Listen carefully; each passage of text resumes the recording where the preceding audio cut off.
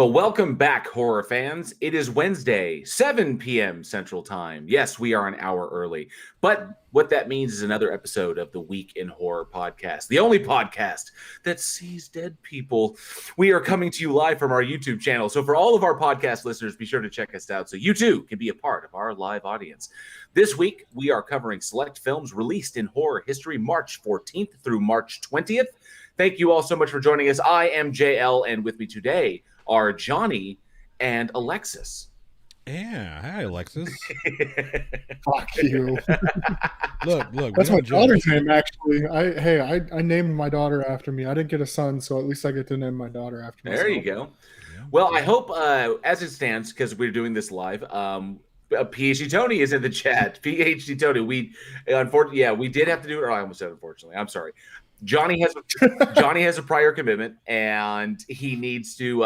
We needed to run the show a little bit early, so we are popping in an hour early so that Johnny can do something with a friend that he was going to hang out with. So it's all my fault. No, it's not Johnny. Johnny's fault. Once we're early, but yes, for once we are all early, which is pretty fucking amazing.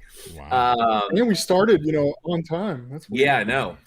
And I think, I hope once we get some people in the chat, I really want to get some feedback on our new layout, because we have changed the layout that people can see on the live stream. We have bigger screens so people can see us better. And we've also included the movie posters for the films that we will be discussing tonight. So I think that's pretty cool.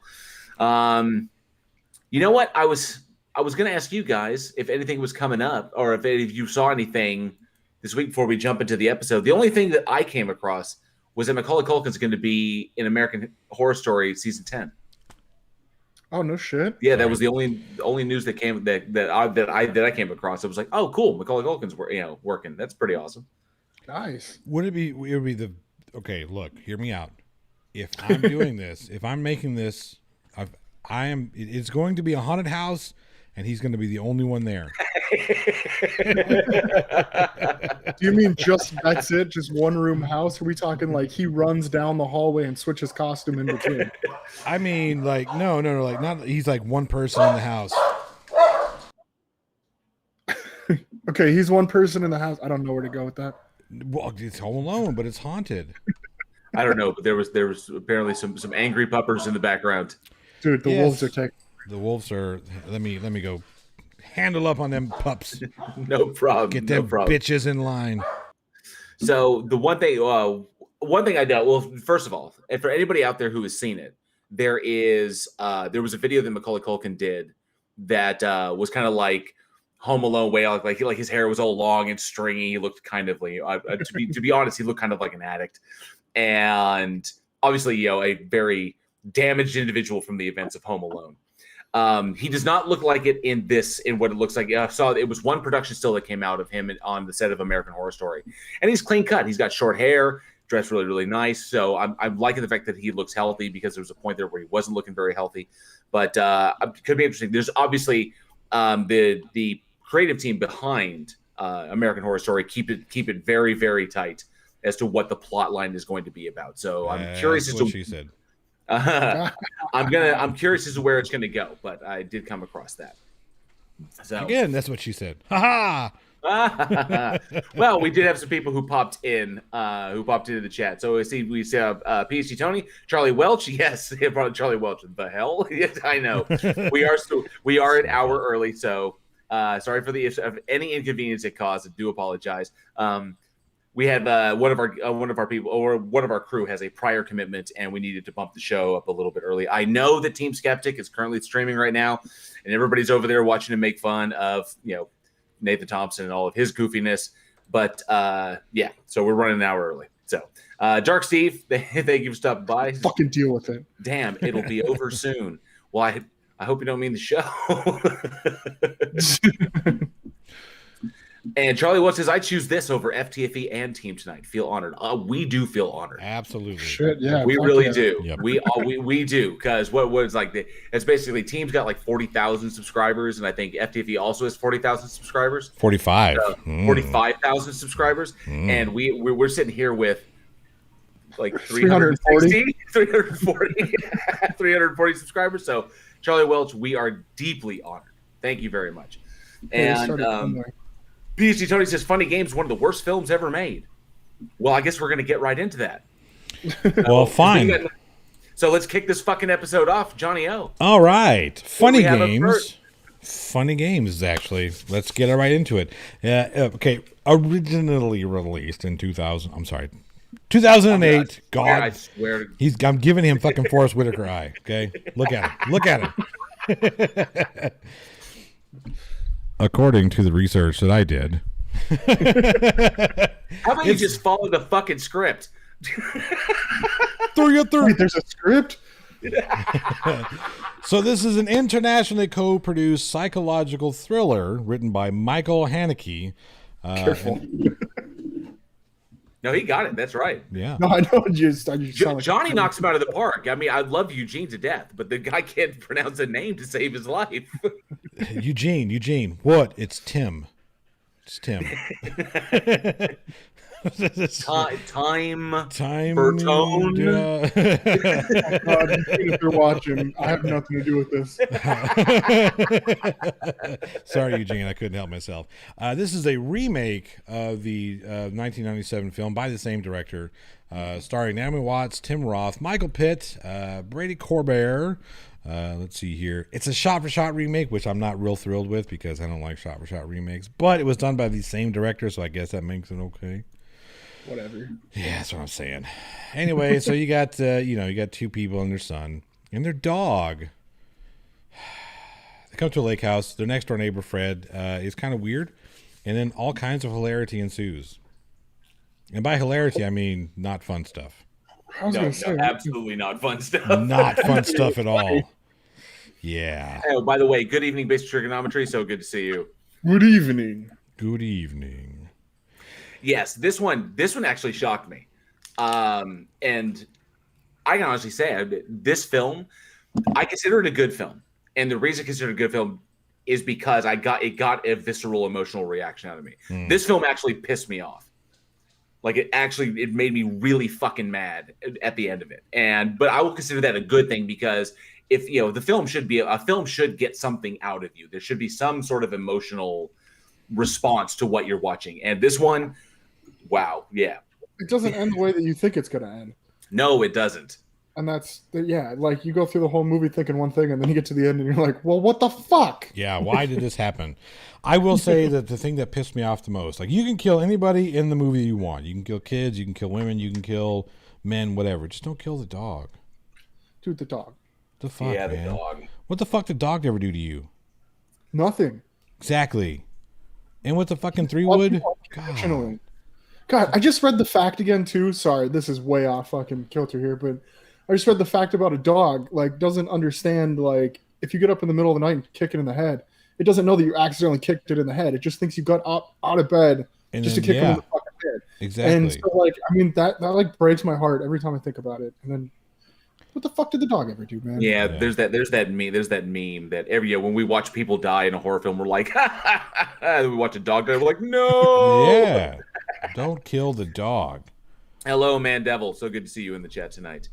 But one thing that got me because I knew about the German original, but this, I mean, as far as like America, this came out 2008. We're pretty much we're deeply entrenched in the kind of torture porn genre. Yeah. But I had read what Michael Haneke was trying to do with this film. And it really brings it into question because even though you're watching, you're like, okay, I see what Michael Haneke said that this is what his intention was he wanted to criticize or kind of indict the like audience's fascination with extreme violence, okay, or like the grotesqueries of violence. He wanted to kind of indict that as an entirety, as like the whole subgenre. But I don't know if you can take that away. Does this really come off as a criticism of that, or does it come off as a glorification? I think they were trying to do exactly that, but I think it came up with the opposite effect just because everybody was so into it at the time. Like you said, 2008. Fuck, I graduated high school in 2008. Suck a big fat one. I'd been out for 10 years. I'd been out for 10 years by that point. Yeah, I'd been almost 10 years myself. Oh man. Anyways, yeah, but no, exactly. Like I think they were trying to make that point of like almost not making fun of the genre, I don't know, how would you word that? Not making fun of the genre, but trying to like bring light to how bad violence really is. There's a word. It's slipping my mind. We're too early. I didn't have time to look up my words. Where's my thesaurus? But yeah, no, it did really glorify it. Man, this one, while being a pretty terrible movie, it was actually pretty rough to watch. It was. I remember when it came out, and of course, you know, everybody watched Saw, which is kind of what was, I don't know. I think Saw was probably the pinnacle of that of this genre. Yeah, oh yeah, definitely a staple. And if you actually go back and watch the movie Saw, it's not a whole lot of like gore in that. No, you talking about the first one? Yeah, the original Saw. Yeah. There's not a whole lot of gore in there. There's a little bit, and it's perfectly done. And then, you know, as the Saw franchise went on, it was like, oh man, we got to outdo the last one, just more buckets of blood. And then I think that's kind of what he was going after here, was the fact that we just, you know, it's when's enough. right. So I think he effectively satirized, or not satirized, but I think he effectively, you know, commented on what he was commenting on. It's like, okay, look, is this enough for you? Is this what you want from me? You know, or do we need more? Do we need more buckets of blood? When is enough? When do you call it quits? Right. Definitely, I would agree with that one. I think there was when Saw hit, and there was a fascination. We were moving into the whole, like, you know, I guess the voyeuristic feel of watching people in pain or watching people suffer. And then, you know, obviously films are going to one up each other, because, you know, you got Saw, then you got Hostel, and then so on and so forth. And, you know, like House of Wax and shit like that, where just, you know, it just becomes egregious at a certain point. But this one had obviously no supernatural elements, no elements that were beyond the realm of literally, this is basically a home invasion film. Right. No different from, say, The Strangers. And I think that's what makes it scary. But then there was the fourth wall breaking, which is deliberate. And then, of course, what really fucking pissed me off was the rewind scene, because I understand what Haneke was trying to do, and I could see that Mandevil may agree with it. I was like, this movie seriously pissed me off, and then I realized that's the point. That is the point. Yep. Is to really make you mad, and the whole rewind scene just really I was like, that's my reaction was, this is some bullshit. It's like, you know, bad guys don't get to do this shit, but that, you know, so maybe it is an indictment of the kind of, you know, the lust for watching this kind of, you know, this kind of shit on screen. I don't know. There were moments when I thought it was a bit of a glorification, especially when Michael Pitt's on the when Michael Pitt is on the couch, he's got the kid's head wrapped up, Right. and forcing Naomi Watts to disrobe for him. And then there was, you know, that seems kind of glorification. That seems like a bit of a glorification. And then, of course, the critique of it being in that the rewind scene was a huge critique, is that even though you feel like you want it to go this way, what you really want is this. It's so back and forth. Yeah. I wish the movie would have been done better, because it was like diving deep into it, really thinking about it. There was a lot to it. But I think the point was supposed to be a bad movie. I think it was it was intentionally bad with buckets of blood in there, because if you look at all those films, all those torture porn type films. Saw, the original Saw was fantastic. And then they came out with 2, 3, 4, and just kept piling on the garbage. And then you take a look at what Eli Roth did with Hostel, which is just a big old heap of shit. And then you take a look at, what was the other one? There's another series that came out right around that time. What was it called? Torture porn franchises, I get lost in it, because then you got movies like Turistas, right? Well, I guess with just all these like Wrong Turns and we had Wrong Turn. Yeah, it was a good one. Yep. And then it's just like they try to say, hey, look, let's see if we can outdo one another, just to gross people out. How gross can we go? I mean, because if you look at storylines in those films, they're not good storylines. It's just, how do we get to the next kill? How do we get to the next 10 gallons of blood? Yeah. So, let's see. PhD Tony says, "Well, great. Do I get to kick the director and writer in the nuts now?" Sure. Yeah. PhD Tony says, "I don't watch horror movies to be hectored by a simple-minded halfwit. I watch them because they make me less likely to commit violence." It's true. I was seriously pissed off. I could have punched someone after watching this movie.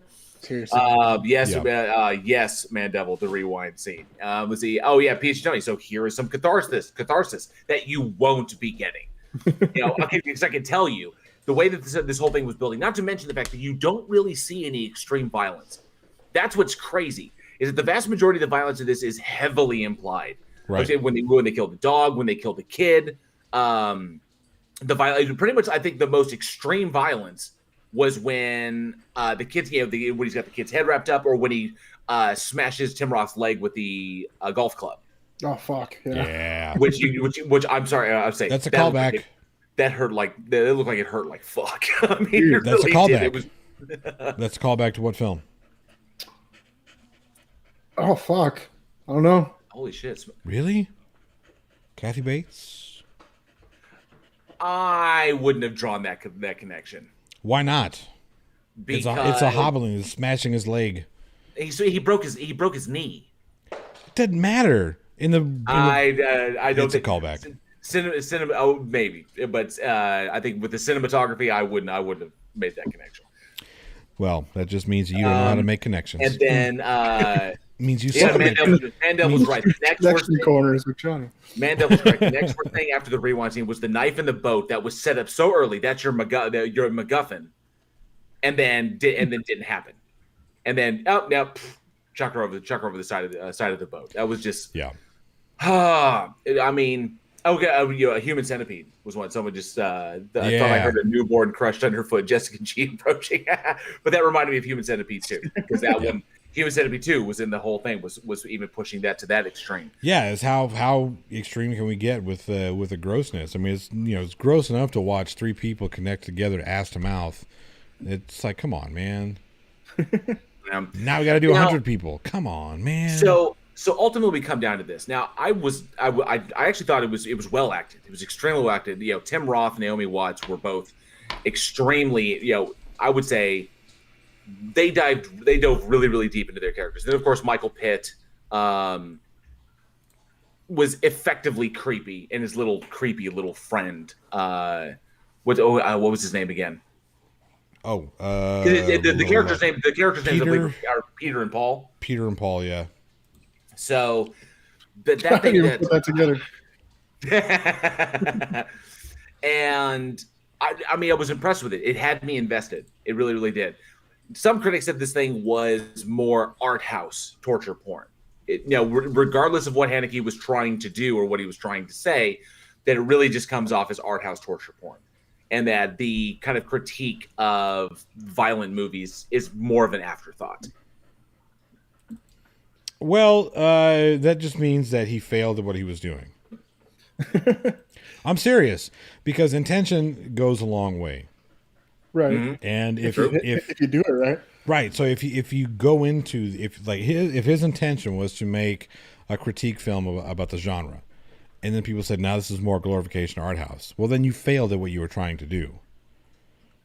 So too little on the critique, too much on too heavy-handed on what you're critiquing. Too heavy-handed. Gotcha. Because I can tell you, I came out of my chair when Naomi Watts picked up that shotgun and blew that fucker away. I was like, that's what I wanted to do. I was like, score one for the home team. Wait, what? Rewind? Fuck you. Yeah. Fuck you. Yeah. There was a scene in another movie. Did you guys ever see Mr. Brooks?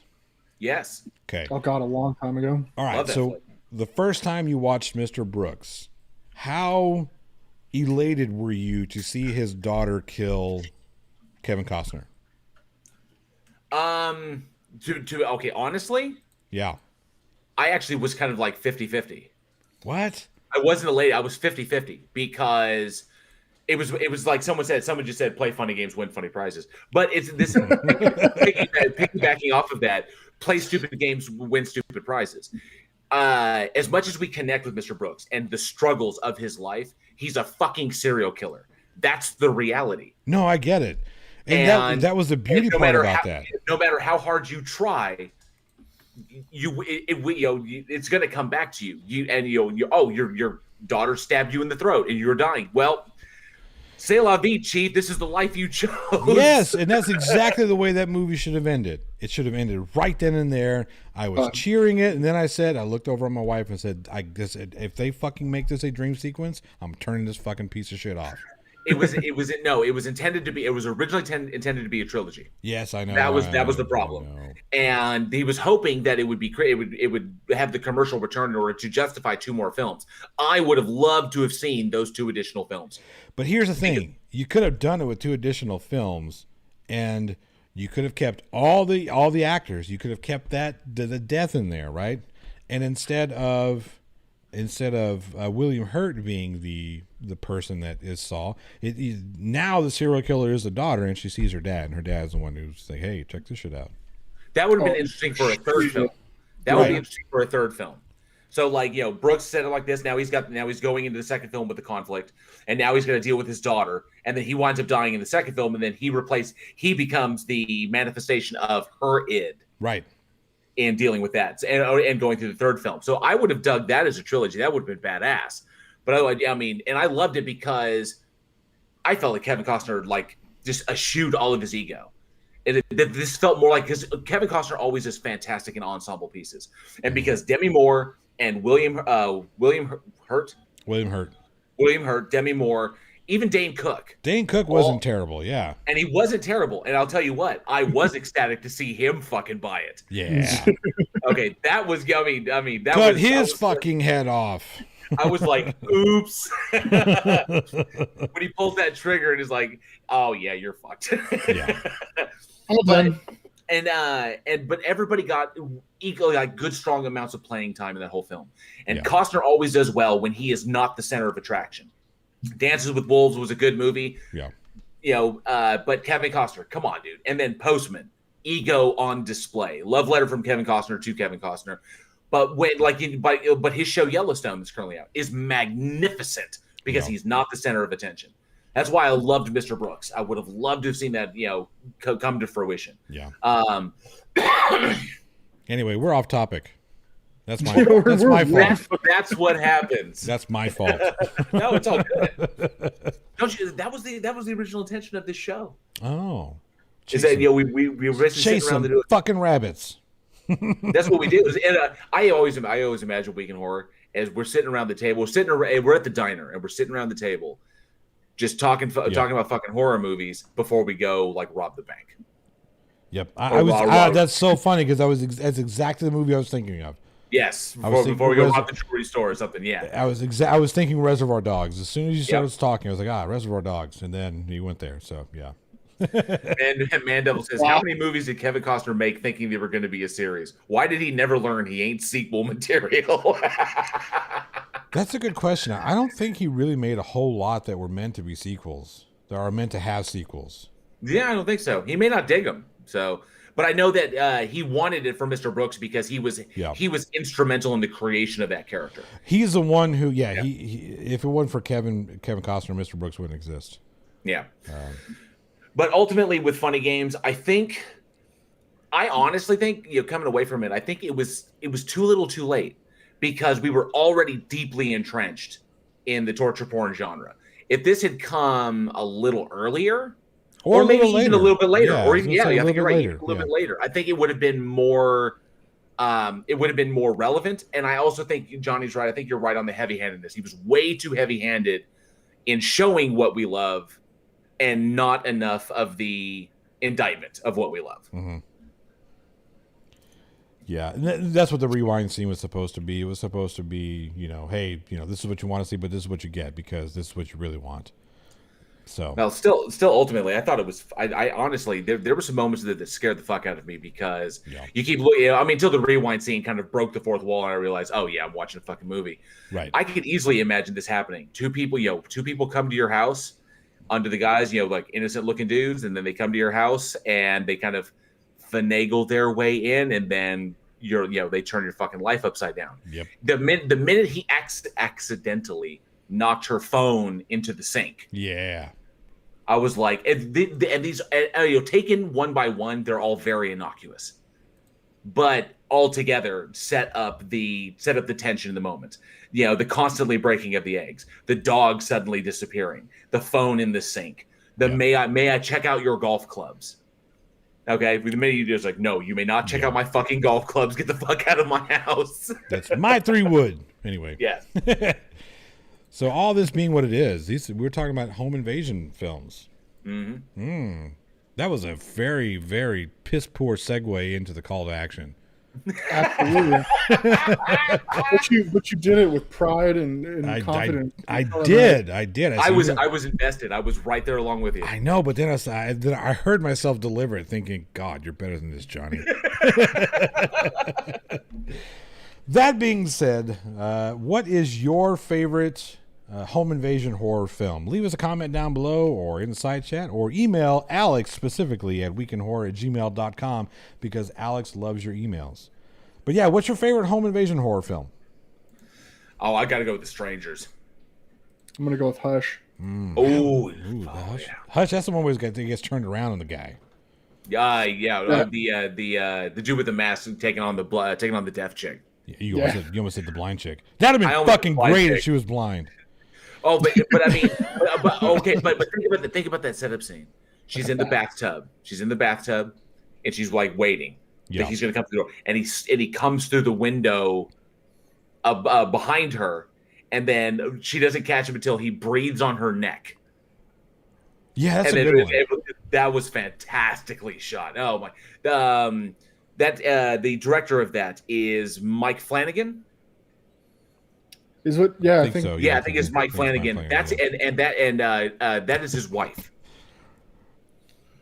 Oh yeah, that's right. Yeah, that's right. Yeah. And the two of them working together made a fantastic freaking just team. That was what I love that film. But The Strangers. Go ahead, Alex.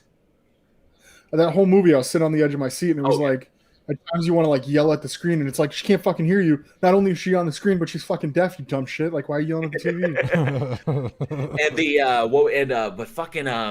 But The Strangers, man. Butt fucking already. Jesus Christ. The Strangers gets me every time, because just that whole ending point. Why are you doing this to us? Yeah. Because you were home. Yeah. I don't know. To me, that was a little hokey. I was like, oh, come on. I get it. I understand what you're trying to do, but it just seemed a little hokey to me. Oh, yay. Let's not really give them any motivation other than they're, psychopaths. Okay. Yeah. But Man Devil says Home Alone. That counts. That counts. It counts. It's a home invasion. PC Tony says, you're next. Does that count? Yes, it absolutely does. Yep. I'll tell you what. Yes, you fucking can. Yeah, I can't wait till we can talk about your next, because that one really kind of I enjoyed the film. It was we a good. Talked about that one. Yeah, it was a good. Have we already talked about that on the show? Yeah, we've done your next. Maybe. Yeah, like 6 months ago. Not. I guess I'd have to look.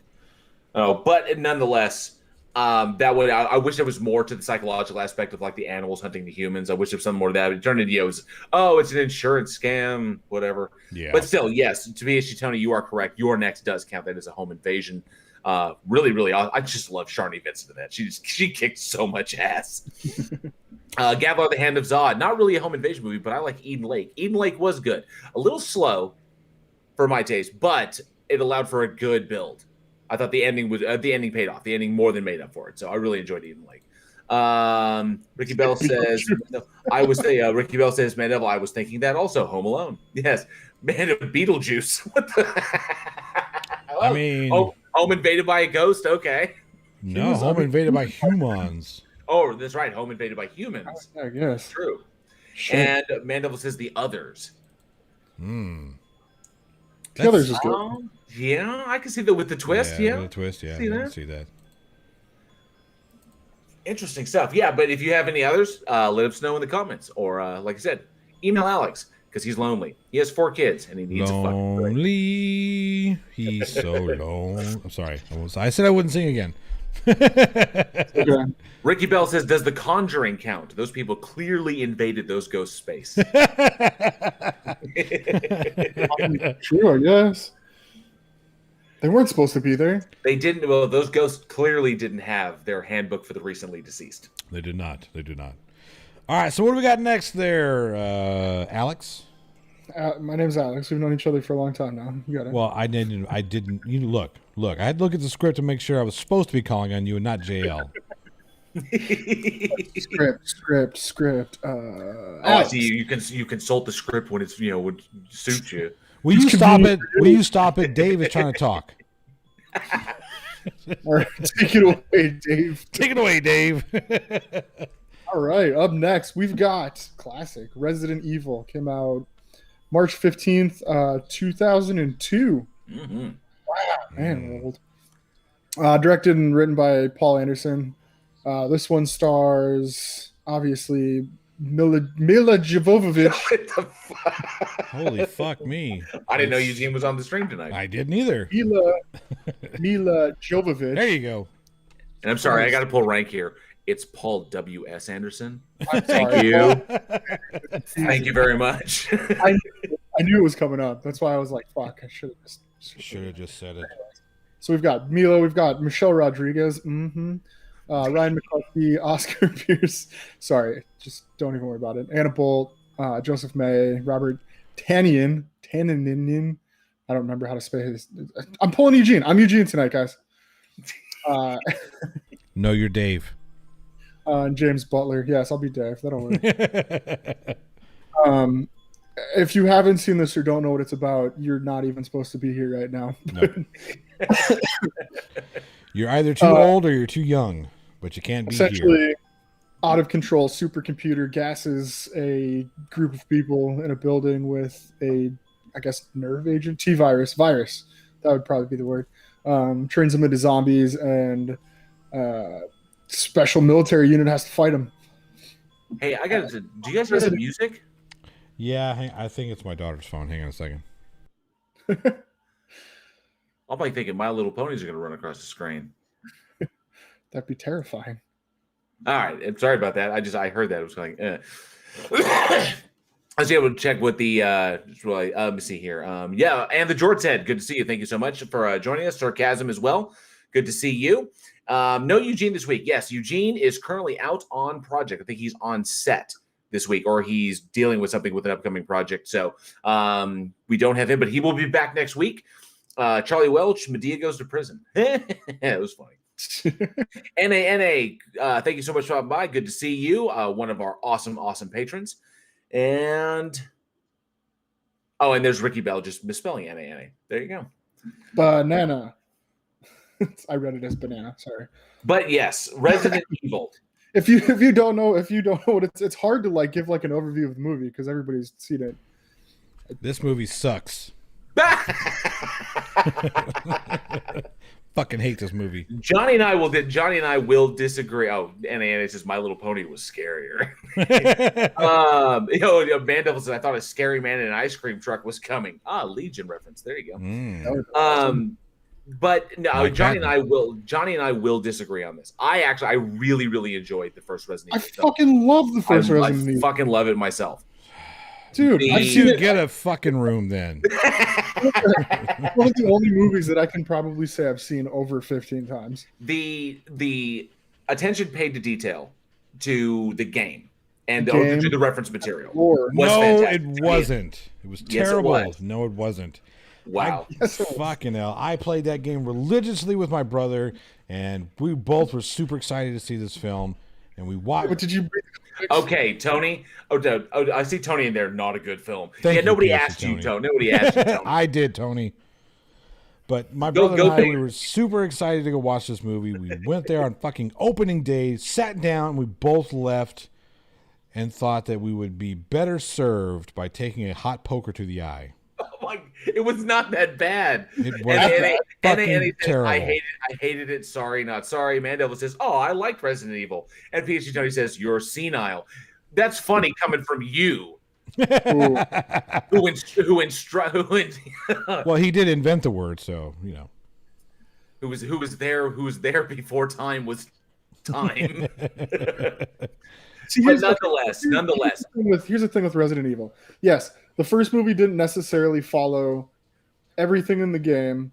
It does take bits and pieces from different stories, different lore, and puts them all together, and it comes up with this fantastic fucking movie. And I see, and the droid said, I enjoyed Resident Evil 1, but as the series went on, I was more and more disappointed. I can agree with you. I can't. See, that's the thing, is I was so sucked in by 1, and even, I mean, 2 is kind of iffy, but then you get to like 3, and it was like, I felt like I was going to be disappointed, but I think I was so still high off of the first movie that I allowed it to happen. And the whole story coming together and having to go back and like every time one dropped and rewatch the whole thing together, I loved it. I loved the experience all the way up until the very last one. Well, there were problems. Okay, so Sir says it's action, not horror. I actually have to disagree with you on that one. The first Resident Evil film was a horror action film, but it switched and moved more into action as the series progressed, because that's what people are going to go. They're going to go to watch Mila Jovovich kick ass. Not the whole, when you're establishing the T-virus and establishing the zombies and establishing the Umbrella Corporation and basically establishing your characters, the focus can be more on the horror and not on the action itself. And then as it progressed, it got more and more, action heavy. The big thing about this one is that the cinematography was greatly inspired by the game itself. There were moments there it felt like I was legitimately watching something else going on in Raccoon City instead of Name one. When Mila Jovovich gets dressed and she walks out of the mansion into that walkway by the house. When she walks out there, and then you have the long shot down, and then the wind's kind of blowing like that, and then she says hello, and then you have the shot where the birds go. That shot of the sun setting, that was picture perfect Resident Evil. And then they immediately fucked that off and went to some bullshit ass underground laboratory to make nice with zombie fucking Al or whoever, the little red monster. Fuck that movie. Fuck this movie. Nonetheless, it is a legendary franchise. Okay, it is because a legendary of the game. Franchise.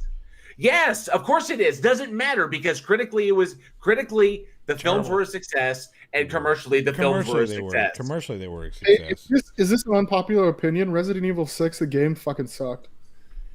I stopped playing Resident Evil after number 3. I think I stopped after I did play Resident Evil 4, and I thought 4 was amazing. That's the one where they went to the farm, right? With Leon going into South America, right, and taking on the Las Plagas virus. I enjoyed that. Now, as far as just the first film, I thought it was well done. It was well crafted. There was a lot of inspiration from the source material, a lot of the camera angles, and like I said, the cinematography matches what you find in the first game. I enjoyed the slow builds. I enjoyed the use. The effects were not the greatest, and they improved a long time. But then again, although I think the filmmaking also got lazier in in later ones. Although I did enjoy the guy who played Wesker. I thought he did well. It was serviceable. But no, this first one I thought was amazing. I liked what Mila Jovovich did. It didn't have the ego of having like 5 films behind it. And it was a nice setup into the sequel, into Apocalypse. See, but here's where this, like a lot of these other movies, go wrong. They took excellent source material and just fucked it. Why are we sending in this supposed to be super team of, highly trained individuals, and then they're all fucking killed within how many? Well, let's see. You have a team of what was it? A team of 10? Okay, the hallway scene was badass, dude. The laser hallway? No, it was not. It was okay. I'm sorry. That scene was fucking amazing. No, it wasn't. It was terrible. It was just a good way to get rid of the cool black dude. That's all. I mean, I'm sorry, but dude, this was back. There were so many things they could have done so much better. They didn't need to have a team of fools come in to be all super badass just to get killed. I mean, I fucking hate movies that do that. We're going to take, special ops, special forces, and then we're just going to pick them off one by one. Like, fuck off. Come on. Right. These guys spend the better parts of their fucking careers training for situations like this, and they get in, and they're bumbling, fumbling idiots. They're all buffoons. No. Yes. No. These individuals of this nature train for armed combat against people, not armed combat against the T virus. That was the point. Against people, the ones, the T virus that makes you into this slow moving zombie thing with no brain not no brain, but no real ability to be cunning or get out of here. I'm sorry, but you send a team like that in, they're going to mop that place up. Oh, Man Devil says the hallway scene was just ripped off from Cube. Thank you. I could agree. I thought, cinematically, it was excellent. It was a lot of fun. Just dudes just getting, doing their best to not get smoked. I thought it was a good build up. The tension was solid. The fucking the soundtrack and the score to this movie were amazing. Yeah, but it didn't help the film. Oh, Basic Trigonometry, the laser hallway was dog shit. Thank you, Basic Trigonometry. Woo, this is a divisive movie. It is. Hey, Someone said there. No, Let Me Play has got my back. He says, I liked Resident Evil, and I'll come back as one of J.L. Warren's ghosts to haunt anyone who says different. I'm sorry, but the whole premise, everything to me was just stupid. You could have had. There's so many different ways you could have gone with this film. Even if you didn't want to, do the whole, well, these are stars, people. It could have been, it could have been any number of ways. You could have taken this film and you could have stayed in the mansion like they did in the video game. There's so many different ways you could have gone with this film that would have been just so much better. I felt it kind of jumped the shark when they did it. I thought the series jumped the shark a number of times, but I think the first time it really jumped the shark was when they did the microscopic view where they showed the bloodstream, and I think the T virus was shaped like a T. Yeah. I thought that was a little. I was like, come on, come on, what are you doing? This is the T virus. This is getting a little silly. Yeah. But I enjoyed the first one. There were elements I enjoyed in the second one. Like the second one I thought was solid because they brought in the mercenaries. The mercenaries was additional content on Resident Evil 2. I thought that was cool. I thought Nemesis was a little shoehorned in, but the moments with Nemesis were kind of neat. Especially, and plus it had Omar, not Omar Epps. Mike Epps. It had Mike Epps with the 245. That dude is funny as fuck. GTA, motherfucker. Yeah. Which is a competing game, which is a competing franchise. 10 points. Yeah. 10 points. Yeah. And then they turn around and kill him in the first 40 minutes of the third film. He died deeper into 3. When he got bitten and he got turned. Yeah. Yeah. He made it all the way to the Vegas scene. Yeah, that's right. Yeah. That's right. So, but the first one. Now, one thing I wanted that this film was big on was, honestly, I think that Resident Evil was the first one. It was the first one to legitimately show that video games could make legitimately good movies that could be made into franchises. That they didn't. It wasn't just like one and done like Mortal Kombat, because Mortal Kombat was one. I enjoyed the first Mortal Kombat. Of course, I was like fucking 16 when it came out, or like it was 15. still good. It was still good. If you play Mortal Kombat, enjoy it, and you get to see that shit on the screen, I'll go, oh, holy shit, live action Scorpion, this is amazing. Yeah. But then the second one, but that's a way you could take good source material, fuck it a little bit to make it your own, but not completely fuck the whole thing. Yes, but Let Me Play mentioned Silent Hill. Silent Hill, I thought with the first one was amazing, and the second one literally put me to sleep in the theater. It was so. I never finished it. But this was I think the Resident Evil was kind of like the moment when studios began to recognize that they could do this with, it was kind of like very similar to White Noise. White Noise was the moment studios realized that they didn't have to relegate horror movies to the dump season, that they could actually make legitimately strong horror films and release them at any time and actually have them make money. As long as you put the money into it. I thought White Noise, it was just like this. Resident Evil was the moment when I think studios began to realize, wow, we really can adapt video games. And as long as we put the money in it and we pick a director who values the source material and takes it seriously, then these films can make money. And so I think it kind of triggered a moment, kind of a video game adaptation renaissance. Where it wasn't just one-hitter quitters like, Super Mario Brothers or Double Dragon. Not you, Uwe Boll. We're not talking to you. Yeah, Alone in the Dark. In the name of the king. Anyway, yes. Sorry. Eugene says, I like the first 2 Resident Evil movies. Damn Skippy. I enjoyed them as well. I enjoyed all of them to a various degree. Nobody's talking to you, Eugene. What was it? What's the term? What's the What's term? up? The diminishing returns. There was diminishing returns on these movies, but I still enjoyed moments of them. You know, I thought, but I will never forgive them for casting, son of a bitch, Jill Valentine. Damn it, that girl. Oh, I can't remember her name now. I just had it pulled up too. I was just looking at her. I can't. Yeah, I'm trying to remember her damn name. She was the mom in Inkheart who got kidnapped and taken to the castle. And Sienna Golaroy. Sienna Golaroy. No, wait a minute. That's the voice. Yeah. Never mind. This is the voice. Sorry, but yes, is it Sienna? I think it's Sienna Golaroy. Golaroy or Golaroy? We're looking at. Nonetheless, regardless, that woman cannot act for shit. Well, they didn't bring her in to be able to act. I mean, that woman can't act for nothing, and that was like a waste of Jill Valentine. It was just that should have been a strong character, very similar to bringing in not similar, bringing in Claire Redfield. I thought Ali Larter was a perfect choice for Claire Redfield. Hell yeah! But I had a crush on her in the Final Destination. Oh, dude, you've had a crush on her since Varsity Blues. Dude, yeah, oh yeah, fuck yeah. In her whipped cream bikini. You're right. Let's see. Silent Hill. Ricky Bell says Silent Hill. I didn't like that at all. I think it was those who really dug the games would really dig that. It felt a bit like fan service. If you really didn't like the games at all, like the survival horror games, I don't think you would dig Silent Hill. Man, Devil's Silent Hill was incredible. I also thought it was incredible. And Andy says, I stand by my last two comments. Video games don't translate into good movies.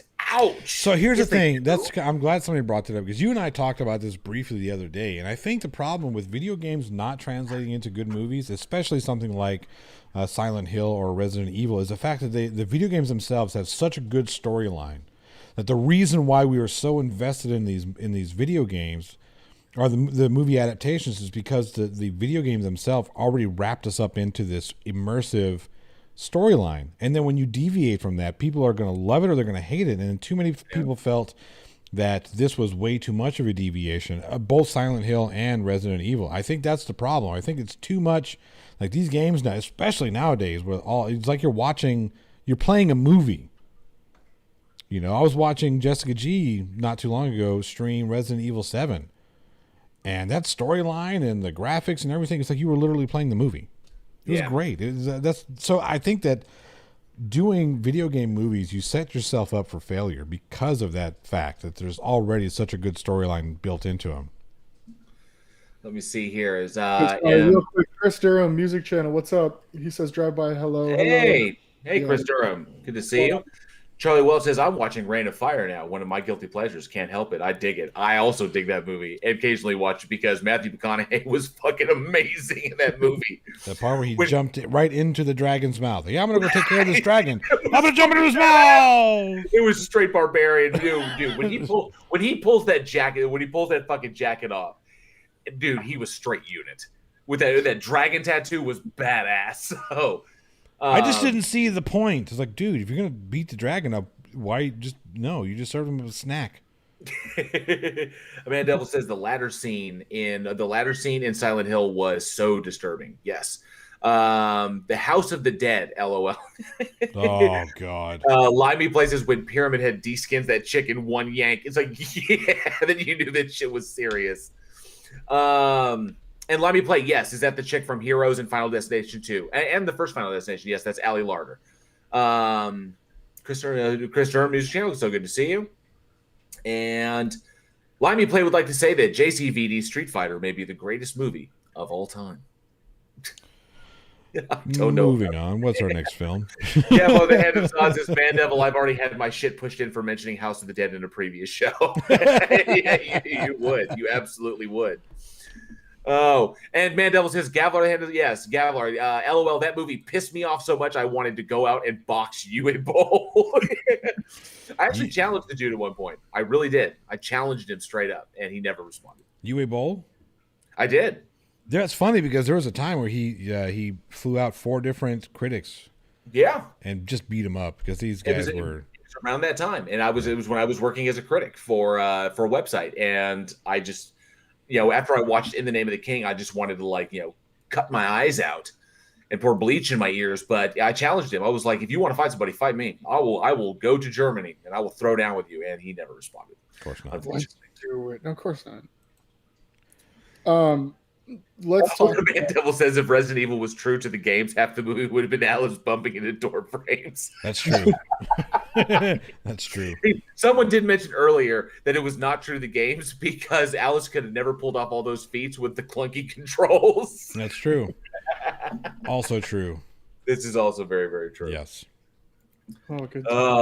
Good times. But Alex, you got something to say. It's coming back. Resident Evil's coming back. I know. We got to talk about that for a second because I think it's dropping this year. Well, okay, it's supposed to. Everything was supposed to drop this fucking last year, but it didn't. But this reboot, which, correct me if I'm wrong, does not contain. I mean, I guess it wouldn't. Alice wouldn't be in it. No, I believe, from what I've heard, it's supposed to be the reboot is supposed to be more in line with the games themselves. So a live action version of what went down in the mansion. Good. Okay, I guess that makes more sense. Wesker, I don't know. Where have you been? I don't know if anybody remembers that line. That line always got me. Let's talk about who's playing Claire, though. Kaya fucking... No, Claire didn't show up until the sequel. Huh? No, she's going to be in the new one. Why would Claire be in the new one? Why would Alice be in the original? Because Alice was a fresh character. Again. Okay, Claire and Chris Redfield, Jill Valentine, Wesker, Kennedy. I mean, Leon's going to be in this one. They're all going to be in it. Leon and Claire didn't come around to Resident Evil 2. Because the infection had already hit Raccoon City from the mansion before they arrived. I promise. It's going to be the new one's going to be the first and second games. But okay. Maybe they'll combine one and two. I'm doing so much research into this because I told you, I loved the whole fucking line. I don't care what anybody has to say about it. I mean, I do, but I'm not going to show that on camera. Hey, Mr. Malord, good to see you. Thank you for joining us. But Kaya, I can never fucking pronounce her last name. It's like Scoldeliero. I'm trying to think of what the fuck she was in. She was in Pirates of the Caribbean. Keira Knightley? No. Although that would be weird to see her in a Resident Evil movie, huh? It would be kind of. That would be odd. Yeah. I know she was in a Maze Runner movie. I know she was in a Pirates of the Caribbean movie, and then she was in that documentary about that one serial killer. What's his fuck? Jesus, I'm having a rough time. Extremely wicked, shockingly evil, and vile. Oh, you're talking about that. What's her? God, she's a British actress. Yeah. She's like Brazilian British or something like that. Yeah, big tall girl. She was in a film that our Netflix series that my wife liked. The hell is her name? On the fucking internet. Kaya Scalerato. It's like Scaldeliero. Yeah. That's it. Yeah. Anyways, fucking Eugene. God damn it. Fucking the names up. But no, she's gonna be in this, and then Hannah John Kamen's gonna be Jill Valentine, obviously, which is pretty cool. I don't know. They're combining 1 and 2. I'm curious as to where the heck it's gonna go. I think they're just gonna run through them both. You could easily squish those two games together into one movie for sure. Well, technically, Resident Evil 2 begins halfway through Resident Evil, right?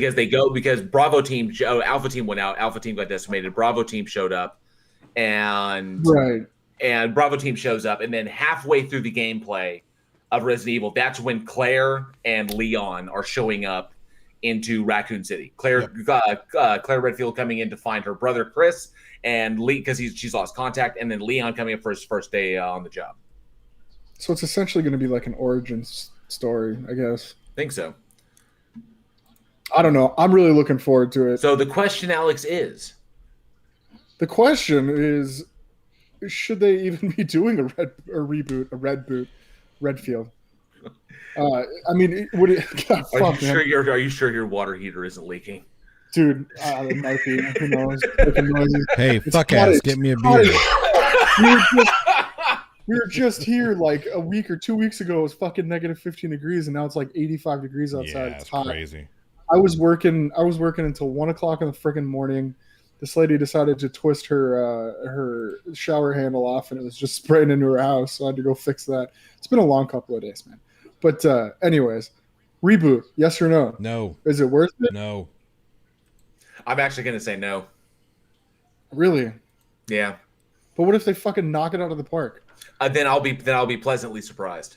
I guess. As long as it doesn't have Mila Jovovich in it, I'm good. Oh No, we love we love Mila Jovovich. I don't.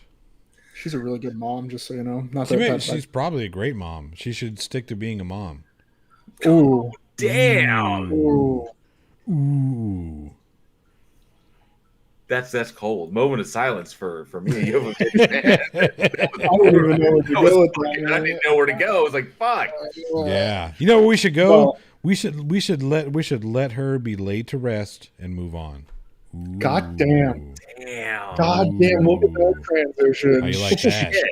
How you like that? He saw the new Hellboy, was like, writing this chick off.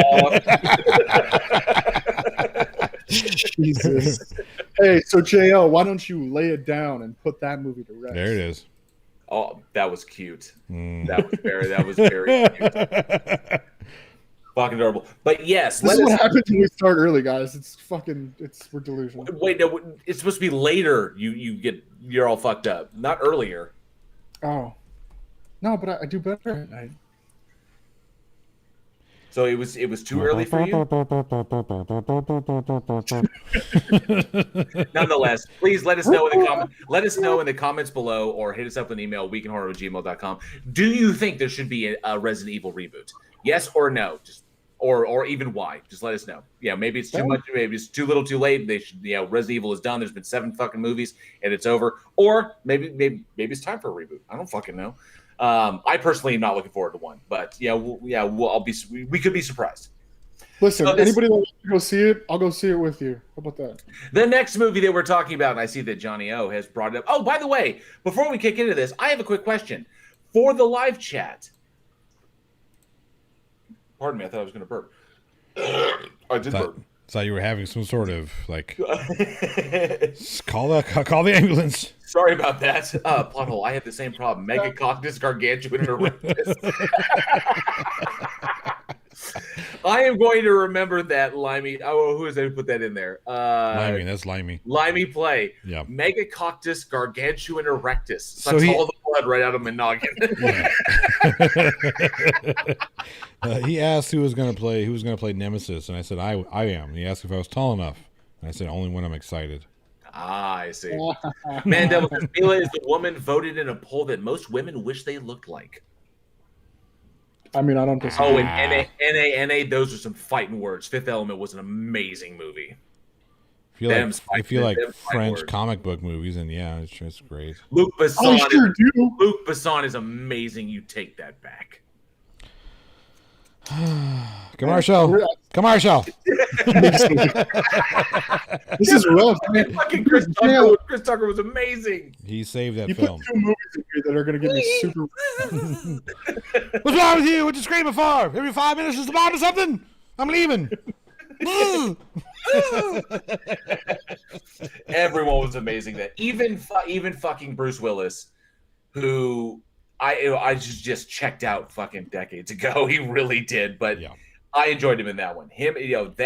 Everyone was fantastic in that. And I think it's absolutely cool that Mila Jovovich and Luc Besson invented the divine language, and it is a language that they both speak fluently, and they can still use it today. Oh, that's just 2 assholes getting together, fucking going, hey, jibber jabber, jibber jabber, jibber jabber. Yeah, I got it. Fuck off. Fuck, God damn, you're Next mean. movie. Shit. Fucking hell. All right. I wanted to ask the live chat real quick. We have a new layout here on the screen. Now that we have enough people in the live chat, I want to get people, just let us know in the live chat what you think. Did you like this layout over our previous ones where we have more screen available to see? We have the movie posters up there. Thumbs up, thumbs down, whatever. Just let us know if you dig it or not. I really like what we've done here. I think we're gonna make a few more tweaks. But I think this is really cool what we're doing here. Anyway, as Johnny has requested, on to the next film. So the next movie we're talking about released March 18th, 2009, and that is Laid to Rest. Directed by Robert Green Hall and written by Robert Green Hall. So if Tony wants to kick him in the nuts, he can get two for the price of one. Boom, boom. Starring Bobby Sue Luther, Kevin Gage, Sean Whalen, Jonathan Schock, Thomas Decker, Nick Principe, Richard Lynch, and Lena Headey. But it was a very small role. The plot summary basically is a nameless girl wakes up in a coffin and soon finds herself a part of an insidious game played by Chrome Skull.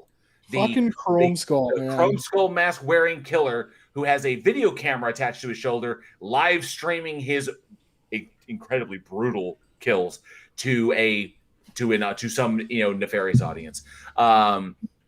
This one, I have to admit, this one caught my attention because this one was brutal as fuck. This movie was violent as fuck. Jesus, I mean, just right off the bat, fucking that decapitation. I guess it was towards the end. when he sawed her fucking head off. Oh my god! Yeah.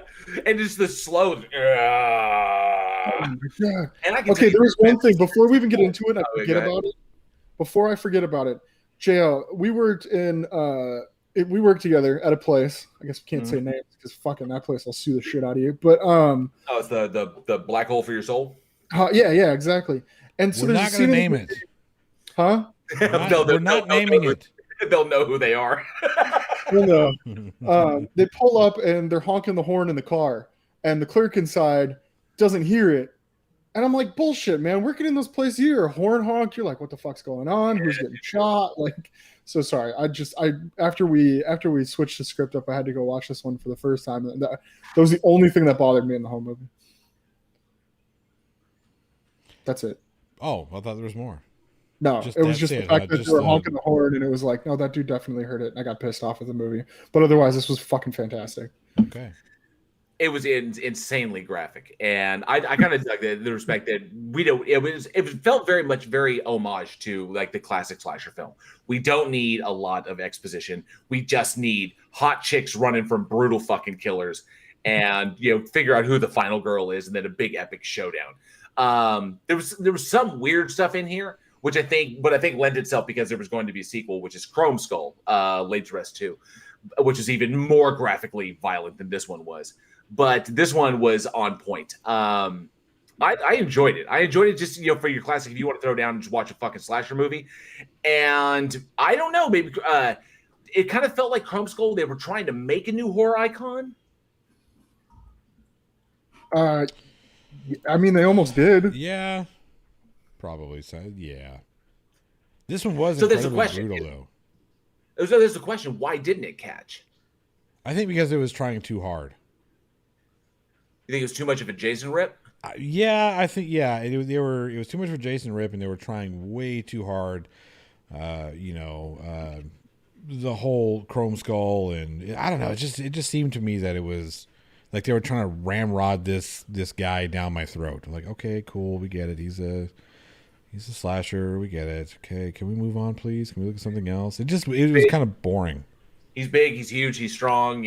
Bullets don't affect him, and he kills people fucking brutally, and has a camera. Well, it's basically Jason Voorhees with a camera. Yeah, it was like a voyeur Voorhees. Hey, what's up, YouTube? My name's Chrome Skull. I'm gonna fuck some bitches up tonight.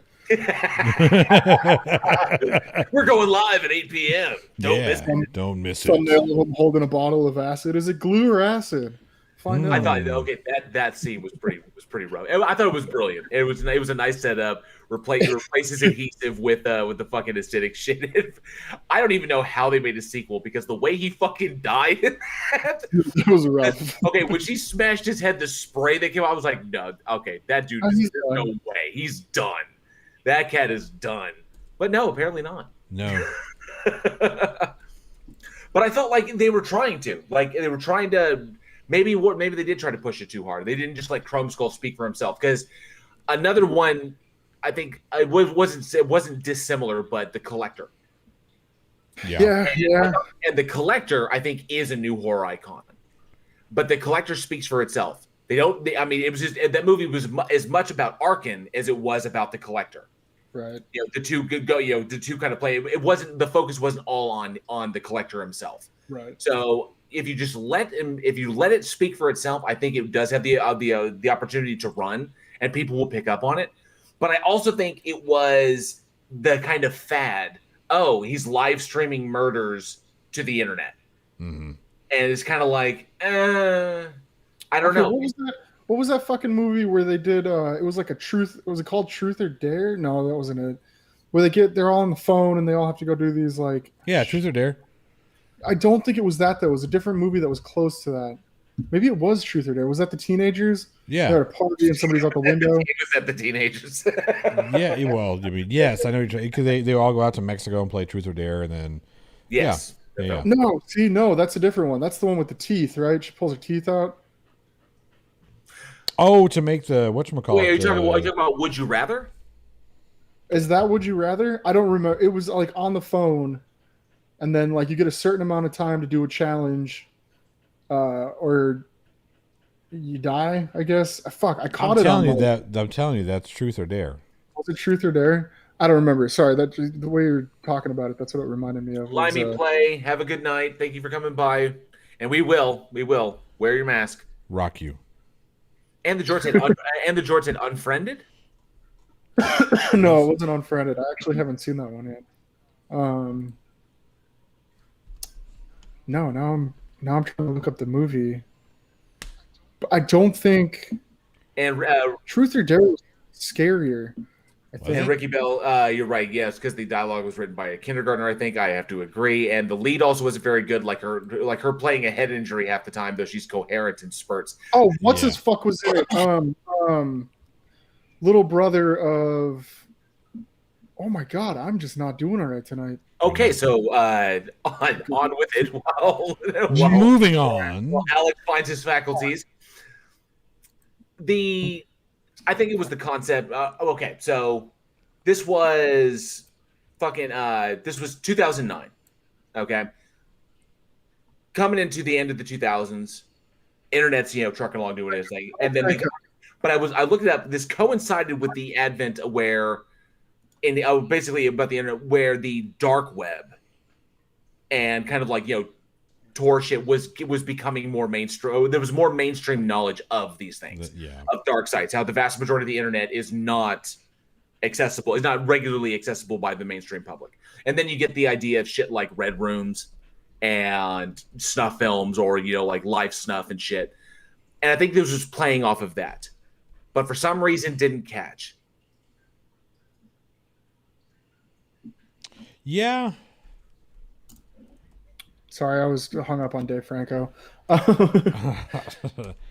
I can kind of see that. Snuff in what way though? Like we didn't really get to talk about this before, but snuff in like what way? I mean, I get like because they're recording it and stuff, but it's not like 8mm or like it's more focused on like the horror aspect of it, the actual like slasher aspect of it, and less of like, oh, we're doing it for the viewers, I guess. So it's more a commentary on the film, that it was kind of a mishmash or an amalgamation of various other things. So you have the extreme violence, torture porn shit in there. Yeah. The fact that it was silent. So it's basically pulling off a Saw and films like it. It's pulling off of Friday the 13th and films like it. It's pulling off of techno horror films, whereas like the internet, it can be a scary place. Yeah. Like scary things go down on the internet. It's pulling off of that.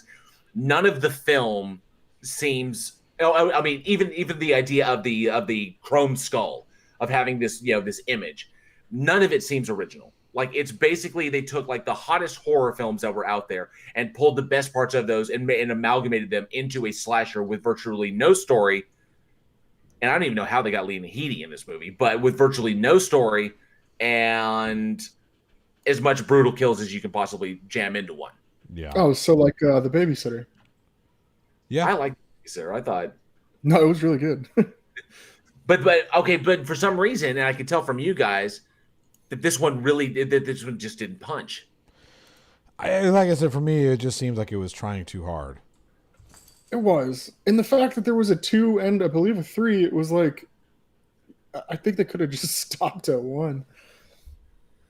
Let's see. Let's see. Let me see. What do we got here? I don't know what the Dave Franco chat is about this, but NANA says 8mm was really good, and I did enjoy 8mm a great deal.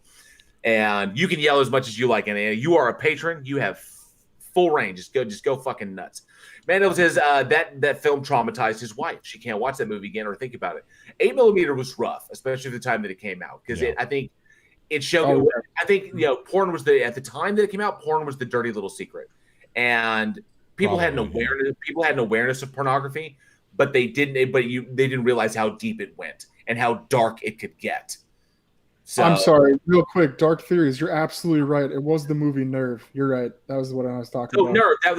But that was an action film. It wasn't a horror film. No. But it was on the same basis of like everybody's watching. Kind Jason Cody, so good to see you. One of our awesome patrons as well. Untraceable, and I do remember that with Diane Lane. Diane Lane, yeah. Diane Lane and Tom Hanks' son, Colin Hanks. I was going to say, yeah, Colin Hanks was in that, wasn't he? Yep. And that popped. That was actually up in one of last month's Daily Splatters. But Untraceable was also, but that was good because it focused on that aspect of the internet itself, and of course the law enforcement that seeks to shut down crime in that purview. But yeah, I think as entertaining as guilty pleasure entertaining, I'm assuming I'll watch Laid to Rest, and I'll watch the second one as well. Just if they happen to be on, I've got nothing better to do. I think Johnny's right. I think that it was forced. It was kind of like, let's make a slasher movie. Let's make it as fast as we can. Let's give it some pomp and give it a little pomp, give it a little bit of shine. Shine, Chrome Skull. And basically throw it out there to see what we can do. And it made enough money to justify a sequel, which is why we got Chrome Skull, Laid to Rest 2, which pretty much was the same thing. They just ramped up the violence and ramped up the number of kills. And although I will say the production value was a little bit better on the second one, as it usually is. But they just, I can't help but look at this and say, why was The Collector able to do this successfully? We're going to get a third film of The Collector, and there's potential talks of expansion on that. Story is just a better story.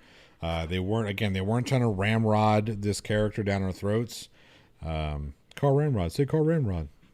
Say Carl Ramrod. Dude, okay, I thought about that movie today. I was like, for $50, I'll call the guy a chicken fucker. Yeah. Oops, I forgot. I wrote it on the paper. Anyway, I think they were trying too hard, which is why it didn't resonate with me. I was like, okay, cool, just another slasher flick that they're trying to, whatever. It just didn't resonate. It didn't. There's nothing there that visually said, hey, get invested in this story. Well, then let me ask this.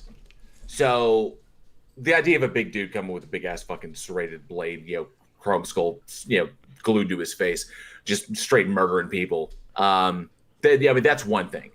But the snuff aspect, the idea that there are people out there who will pay on the internet to watch people go through this shit. Yeah. Snuff films and the like. Real or myth? What do you think? Oh, I'm sure it exists. Oh no, it absolutely exists. You guys don't spend a lot of time on the dark web, do you? No. I try not to.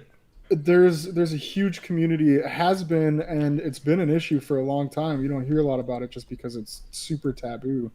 But there's absolutely a very large fan base of people that will go on the internet and pay money. And with the invention of like cryptocurrency and stuff, it's really hard to like track these people down and stuff. There's a documentary on Netflix that was called "Don't Fuck with Cats." Yes. If you watch that even shows a small glimpse into the shit that goes down on the internet. But yeah, absolutely, there are private accounts in the dark web that you can go and spend money and see people getting murdered. I've never seen that, but there is definitely evidence. And if you read some of the stuff from that documentary, there's evidence of these rings that will do that. They'll set it up so people can pay money to watch people get murdered, and it's fucking disgusting. Wild. But no, it's out there. So and I think in line with this, Mandevil mentioned Motel, films like Vacancy as well. Vacancy was good. Doing shit like that. Maybe possibly it's real. I've never seen it myself. I've heard people talk about it. Maybe the shit exists in some deep dark. Pretty much it's Rule 34. if you know, it's along those lines. If something exists, there is porn of it on the internet. That's true. If you surmise that anything that something could exist in some sort of entertainment form, then it's probably on the internet in some form or fashion. Yeah. Whether it's faked or whether it's real could be up for debate, but some simulation of it or some iteration of it will exist in some point on the internet. Don't know. Oh, Mandevil says, let's get back to fiction, guys. The tie-in of this was that may have been the only scary aspect of Laid to Rest, because the film for me wasn't that scary. It was like watching. I don't watch Friday the 13th Part 6 or Part 7 to be scared. I watch it because the way Jason kills motherfuckers is downright awesome. Yeah. Or it's hilarious, like sleeping bag to a tree, or like I watch it for the party horn in the eye. And then the funny noise it makes. That shit is funny, that's funny as hell. I watch Chrome Skull to watch how they pull off these effects. But there was an aspect to it it was always in the back of my mind.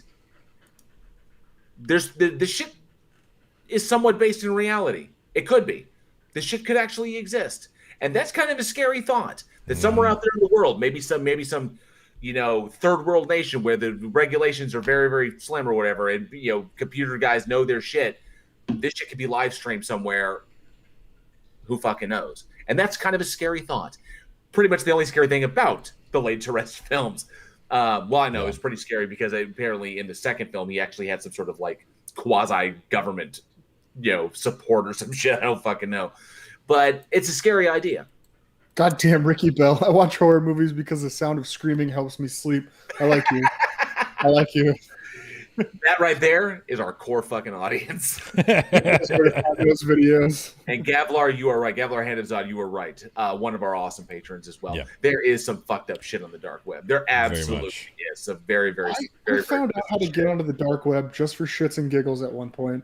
And I went there and I regret it because I spent like 2 days digging around and I still feel sick about the shit that you see on there. It's wild. So let me ask this real quick. Let me ask the audience real quick.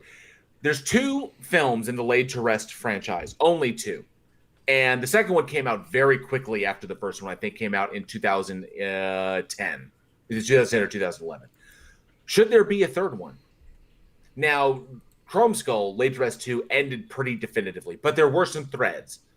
I think enough to, in the horror genre to justify a third one. But should there be a third one? Should we see a resurgence of Chrome Skull? Should the character return to continue on in a franchise, or is it pretty much done? 1, 2, and done. Did number 1 and number 2 make a lot of money? They did recoup their budgets. No, not did they recoup their budgets. They make a lot of money. Oh, dude, man! In the horror genre, all you need to do is recoup your budget, maybe a little profit on the end. Well, then they're going to get another one. We're going to get a third one. That'd be. We'll see. It's been a minute, so we will definitely see. It's been over 10 years since the first one came out. Didn't you see the second one first? I actually did see Chrome Skull first before I watched Laid to Rest, because it came out and its debut. It was debuted at Texas Frightmare Weekend, and I happened to be doing press, and I was like, "Oh, Chrome Skull. Well, that sounds kind of interesting." And the picture was like, big ass Chrome Skull with giant fucking knives. I was like, "I'll go check this out." Holy fuck, these killed. This is a sequel. Holy shit, I gotta go watch the fucking sequel. So, because at the time they were marketing it simply as Chrome Skull. Chrome Skull, yeah. So I was kind of like, so I've got to go. I had to check out the first, but I actually saw the sequel first, which is actually kind of cool because you can watch it. You can kind of watch it standalone because they do a kind of breakdown of what happened in the first film at the start of Laid to Rest 2. So let me see what's going on here. Jason Cody says Tor. Yes, Tor is how you do it. NA says maybe I'm a cynical asshole because I haven't been scared of a horror movie since I was 11 to 12 years old. We'd have to talk about that, NA. Maybe you're not watching the right ones. There's some foreign shit. There's some foreign shit that I think will rattle your fucking teeth. Yeah. Did you have a normal teenage childhood, or were you not afraid of horror movies since you were 12? Mandevil says never even heard of these movies. Well, then good. That's the reason why we have this show, is to bring new films to new people. Open your horizon. Ricky Bell does state horror genres never have a definite end. The killer can always be written back somehow. Somehow. This is true. Yep. Speaking of... Oh, go ahead. Sorry. I was going to say, Man Devil says, only ones that scared me are Exorcist, Ringu, and Hereditary. Hereditary was pretty fucking freaky. I got to sit down. Hereditary, it was more disturbing than frightening for me. Yeah. I'll be equal parts, but I think that one creepy. It's a good movie. Don't get me wrong. I'm not saying... More for me, it's more there are particular scenes that scare me. That decapitation scene was pretty fucking brutal. Yes. Anyway. Ricky Bell says, I haven't been scared of horror movies since I was 8 and watched Pumpkinhead. After that, everything was comedy. Pumpkinhead, an interesting choice. Yeah. For the one that pretty much desensitized you to all horror from that point on. Stan Winston. Interesting one. Jail NA says, I don't think so. There's some I don't know. There's some foreign shit out there it's pretty rough. That's pretty intense. Speaking of foreign films, you could have just ran with that. I know, but I was hoping Jay was like, "Oh yeah." Speaking of, what do we got up next? So Johnny wants to jump the shark. I'm not trying to jump the shark. You already asked the CTA. Okay, listen, Fonzie. Ooh. Hey. You want to get on your little fucking, wave rider and just literally jump the fucking shark. Look, if it works for Evel Knievel. So Johnny, okay, hang on a sec. Let us know in the comments below or in the live stream, or shoot us an email, weekinhorror@gmail.com. Should there be a third Crumb Skull movie? Johnny, is it just me, or did you already ask that question? I asked. No, I didn't get to say that line. Johnny, what do we have up? What do we have up next? Johnny, what's our last film? Our last film is, speaking of foreign films, I work with. I swear to Jesus Christ. He's not here with us today, sir. No, but that's Jesus. I mean, that's JL's boss. He's the ghost. I didn't know he was screen. You're playing with fire, bud. All right. So in 2019, we have the Spanish social science fiction horror film directed by Gladier Gaturita, The Platform. Now, I did not get to watch this movie. I was going to watch it. You can get the fuck out of here right now. Just go away. I'm sorry. Look, I wanted to do it, but I had inventory on Tuesday, so I had to spend all day fucking Monday getting ready for inventory. And then I had to do inventory all day Tuesday. I really wanted to watch this film because you guys hyped it up a lot. Watch it, even if it's going to be in the past for us as a weekend horror family. No, I'm going to watch it. I've got it saved so I can watch it, but I didn't get to watch it. So I don't feel like I can give you a really good plot summary. All right. But yeah, I feel bad. I feel like I've failed. Look at JL's face. Look at his face. Smell the professionalism, man. Look at his face. Oh,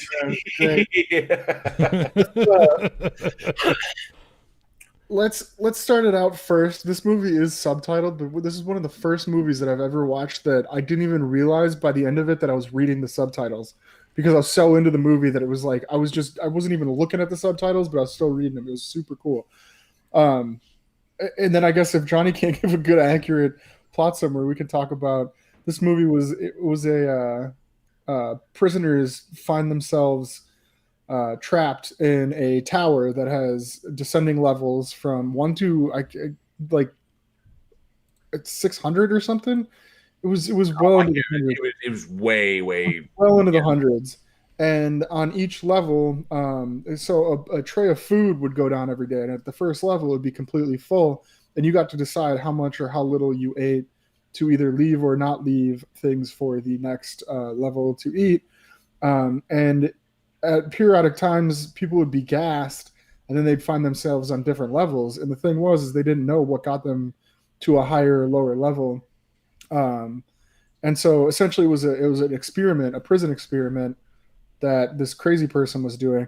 So they had these chefs prepare these elaborate meals and put them on this tray, and level 1 would get the first deal, and it would go down. And this movie really plays into the wealth distribution model, in the sense that the people at the top, knowing that there was people at the bottom, or even being at the bottom themselves at one point in time, they would still that most of them would still just engorge themselves on food at the top and not leave enough for the people at the bottom. And I don't remember off the top of my head, but it was like they're in there for like a month or something like that. They have to survive for like 30 days, and then they'd be moved. And it was just going through the being with the characters and watching what they go through, and then being like, well, fuck, man, like if I was at the top, I'd leave enough. I'd only take what I want. But then, like you really think about it, it's like you've been at the bottom. You know what it's like to be not. You get nothing. You get bones. Some of the characters it would pee over the edge onto the food as it's going down, like big fuck you. And it was just like the emotional roller coaster you go on through this movie was fantastic. It was wild. It actually, in ways, it freaked me. It was really, really freaky, and in ways, it really made me sad. And they're in there. I'm sorry, they're in there with a roommate. It's always two people. Yes, it really did make me sad because at the time this movie came out, it came out last year. We were, I think the lockdowns were beginning, the pandemic was going on, and people were stuck in their homes, and they, you start looking at life a little bit differently. And I think the platform was extraordinarily topical for the the time that it hit. They were shooting this in 2019, and I think maybe it was coincidence, maybe not. I'm not sure, but the concept of being segregated away from other people, but still being a part of the same system, was extremely relevant. And how because we can still operate kind of in society, we can still do our jobs from home. Or we're getting benefits from the government, whatever, however people were getting along, we were not operating within society the same way. That things had fundamentally changed, and you could see almost immediately. And it was very, very similar. I saw something else when the lockdowns began. Nature began to push back very, very quickly. When the lockdowns began, people's behavior towards one another began to radically change. Very fast. It was weird. Look at you want to talk about a real live example of that. Look at the toilet paper thing. Seriously. Exactly. And I'm not even trying to be funny. I mean, it's serious. People are fighting each other over fucking toilet paper. Well, and then they'd come out with the pictures of like, a 90-year-old woman trying to get basic fucking necessities at a store, and they can't, the elderly can't be in there. Yep. They can't be in there while everybody's freaking out because it's dangerous. And then they come, when everything settles down, and they can't even fucking survive. And it's terrible. Jesus, if you were one of the toilet paper hoarders, I got some words to say on a different podcast. Yeah. I mean, this shift in our society brought out some of the absolute worst that we've seen in recent years. But also the best. But some of the best as well, which we see on display in the platform as well. Unfortunately, survival mechanisms kick in at a certain point, and it becomes harder and harder and harder to stave off what your hindbrain is telling you, and then survive at all costs, even at the expense of everyone else around you. And those that are strong, that hold out, keep the good inside of them, end up getting fucked over anyways. Because compassion does not lend itself to survival of the individual, unfortunately. That's the problem with human nature. Yeah, it's rough. And watching these people being able to be a part of the same system and yet dissociate themselves from the relationships with the people around them because they're on different levels. They could see them, they could hear them, but they don't interact with them. All you have to do is not look at them or ignore them. And you can literally out of sight, out of mind. And eventually you become so desensitized because these people don't really exist for you. They exist somewhere else. And what you do does not affect them because you do you, and then the shit moves on, and then someone else can deal with the ramifications of that. Or then you have the sadistic individuals who want to take advantage of the situation to make other people's lives more miserable. Or even kill your competition, should you get the opportunity to do so. God, that fucking scene in the platform. Yeah, I wanted to allude to that. Oh my God. Take out your competition. So this one the platform hit me a little bit differently than I think it would if it had been released in a different year. It wasn't even supposed to. That's the thing, is it had nothing to do. It had to do with the structure of society, but not due to the pandemic. And that's watching this movie and then watching it unfold in real life was incredible. So you think about that. The director had the wherewithal to deconstruct his view, to basically deconstruct society into his view, make a movie about it, and then happen to drop it at the time that we begin to see it in real life. Not as extreme, not as extreme as the platform. Hopefully, never as extreme as the platform. But we get hints of that. Well, here's what got me about the movie too was like, they had enough food to distribute through the whole tower. Yes, that was the whole point. Was there was enough food to feed everybody and to survive comfortably. And then but you got the chance. You didn't know where you're going to wake up. Sometimes you'd be on 400. Sometimes you'd be on 3. And there was one character in the movie where his demeanor didn't change through the whole thing. No matter he was at the top or the bottom, he still just took what he needed. But there's a whole nother story. There's a whole nother story within the story too that's going on that I'm not going to spoil because you got to watch this movie. But and then you get to the end of the movie and there's so many things that you could take away, like we're talking about the distribution model, but also like human compassion, and it runs through every single human nature that's out there, and it's incredible. I don't know. I got to find some more stuff by this director because if he can pull this off, and it's like I think it was a straight to Netflix. I think it was, yeah. And it definitely, I mean, I think multiple people, different people will take different things from this. Yeah, exactly. I think it definitely put our kind of dystopian, the dystopian nature for the human condition. How dark can we go if given the right impulses, the right stimuli? Well, and think about it this way too. Hold on, sorry, I keep jumping in. This movie is fucking. I love this, but the guy that's running the experiment. That guy, he's a part of the whole story too. Like this guy is fucking twisted enough to run this. He knows what's going to happen. He's proven what he already knows. But there's still the people on the outside that are doing this whole thing. They got 5-star chefs in there cooking these meals. They know what they're doing.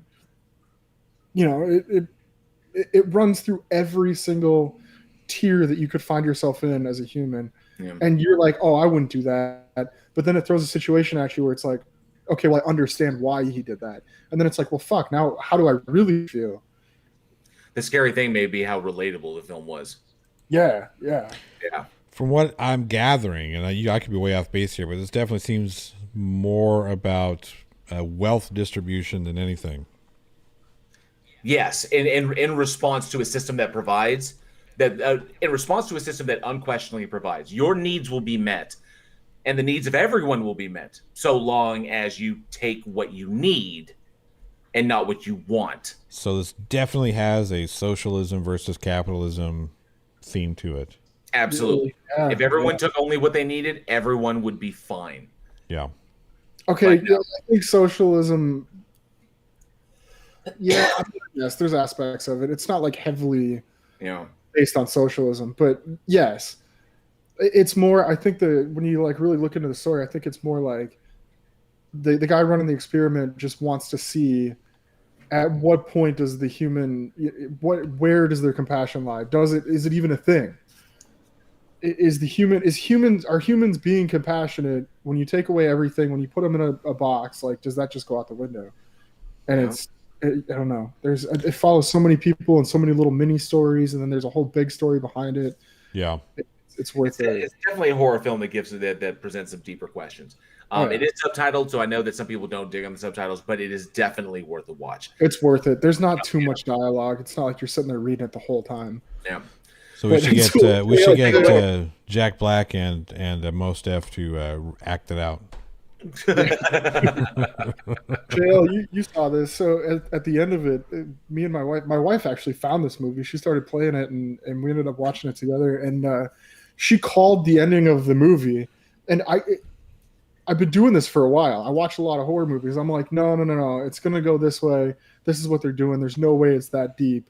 And then the end of the movie, you're like, well, fuck, I was wrong. Like, yeah. It was like, okay, yeah. And the George says, seems like an indictment of trickle-down economics, in my opinion. And yes, I think also as well. Sounds like very much so, yes. Hey, JL, quick. Jason Cody with Tragedy of the Commons. Yeah. Yes. Very nicely said. Yes. JL, you might want to look at the script just a few paces ahead. Anyway. Oh yeah. Oh, shit. Yeah. Son of a bitch. I just noticed. I didn't fucking fix that. All right, we're gonna give JL like 2 minutes here to So I'll tell you what. While JL is fixing that, let's talk about the call to action. So this film, again, I haven't seen it yet. I'm really looking forward to watching it. But this film seems to be a very commentary heavy-handed. So I want to know, do you enjoy commentary horror films? Let us know at theweekendhorror@gmail.com in the comment section or the side chat. What do you think? Are all horror films by nature commentary horror films? And if they are, do you enjoy that? If not, what are your thoughts? Alex, what do you think? Yeah. I mean, especially with this commentary type, I suppose. I don't know. I got a lot to say about this movie. We don't have enough time to talk about it, but Yeah. I don't know. Does this really fall into the commentary? I guess, yeah, it really does. Well, see, I mean, I think that for me, all horror film has some sort of commentary they're making. It's one thing that I like the most about the zombie genre specifically is the political, social, whatever, the commentary that happens. I mean, people who, if you watch a zombie film to look at zombies, you're kind of missing half of the point. Right. That part's cool and all, but what are they really saying here? What's really going on? What are they really pushing? And that's, I guess, so the hard thing about this one too is, like, we've talked about, oh, it's socialism, oh, it's trickle down. It combines all of it. Right. And this guy, fucking, who's the director of this? We just went over this. Yeah, we did. And I just closed the tab out, so I can't remember his name. Gelder, yeah, I'm not even gonna fucking try that. But I feel like he's got a much deeper view on what's really going on. And I don't know much about how this movie was made, when, how long it took, how much money was poured into it. But I feel like he really wanted to get a point across, and he did it very, very, very well. And you can see there's points of this movie too where it's like the people in the upper levels help out the people in the lower levels. Mm-hmm. One guy, he tosses a knife onto the platform so one guy could take care of the guy that was going to kill him, and it's like they hit so many different aspects, and it's cool to see somebody like this, like a director, actually get every point of view into a movie. It's not just his. He sees a worldview and puts it together. So there is a lot of movies. We've talked a lot about, I mean, that's the whole point of this podcast, is to dive deep into the meaning behind the movie. And this one really absolutely is probably, I put this up in my top 3 movies, period. I really am looking forward to watching this one here. Yeah, you guys talked up quite a bit. So yeah, I'm looking forward to this one. I also talked up Resident Evil. So. Well, but I had seen Resident Evil, so, man, yeah, that's not really a resounding... Maybe I shouldn't watch it. Maybe just not watch this one. No, definitely. I'm kidding. I'm going to watch it, yeah. This one actually looks right up the type of... I don't know if I go so... Would you go so far as say this is a minimalist horror film? Yeah. Yeah, that's always been kind of up my alley. It's cool because it's got aspects, there's violence, there's horror, it's terrifying, there's points, every 30 days they get gas, you don't know where you're going to end up, you don't know what's coming next. And so it's like, it's definitely keep you on the edge of your seat.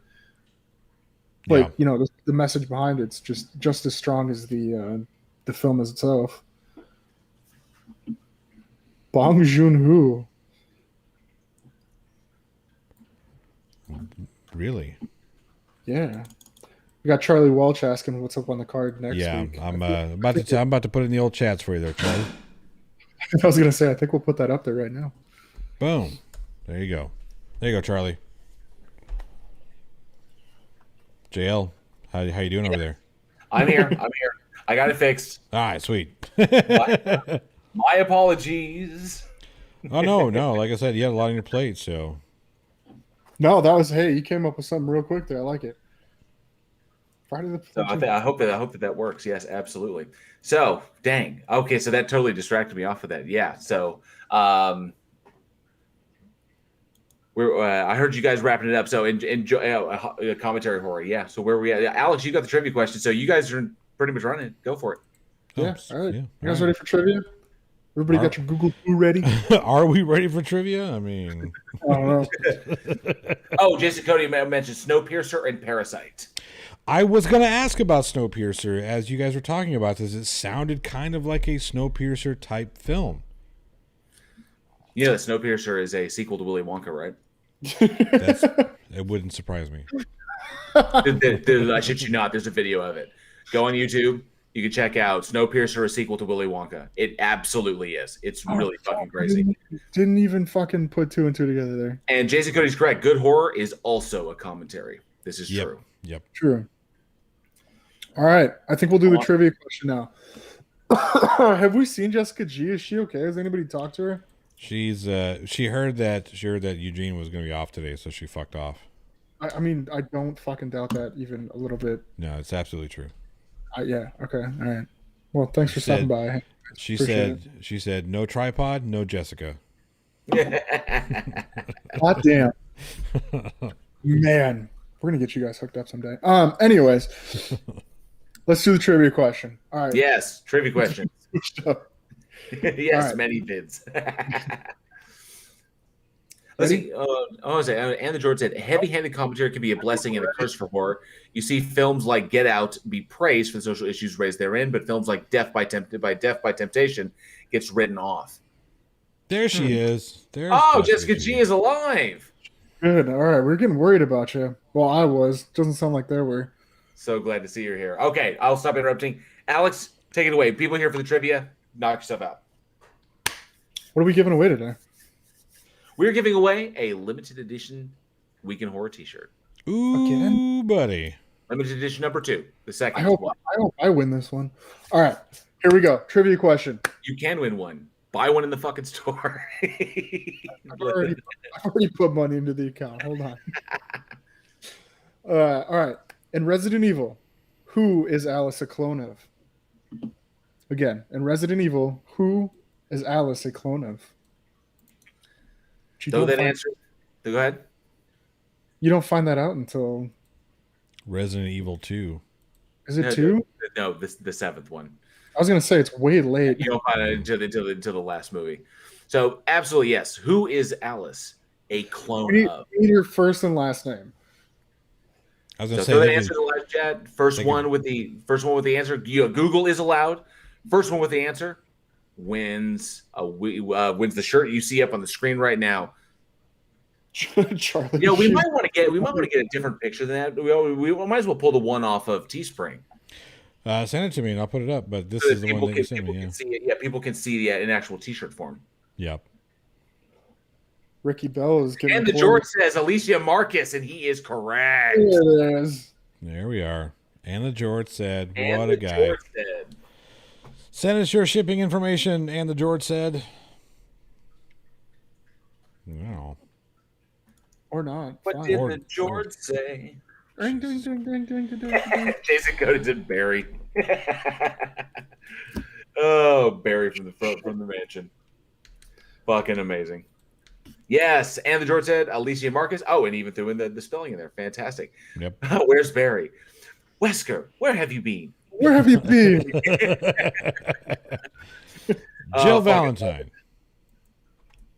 Let me pull up.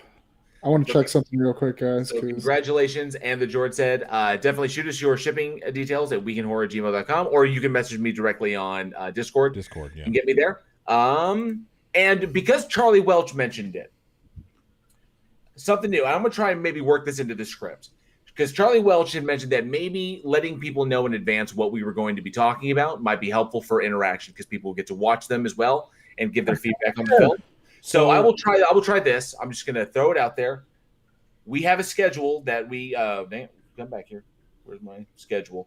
So currently, on the next episode of Week in Horror, we will be talking about Friday the 13th, Part 5, A New Beginning, 976. And I saw somebody put this in the chat. I'm just reiterating it so people can hear it later on.